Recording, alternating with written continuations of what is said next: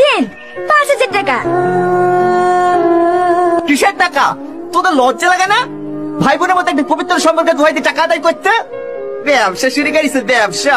ও থেকে রাস্তায় ভিক্ষারি খাবি? এই তোর সাথে কটা লিখে রে? 1,000 টাকা।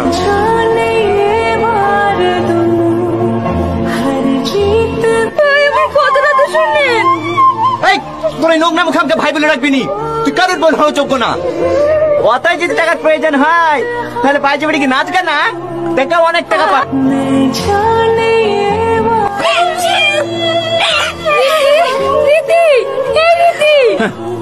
নাটক, এদের নাটক দেখে বাঁচা যায় না।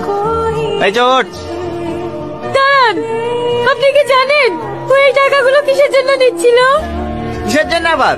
ফুর্তি করার লাগে না, ও এই টাকাগুলো দিচ্ছিল একটা ছেলের জীবন বাঁচানোর জন্য।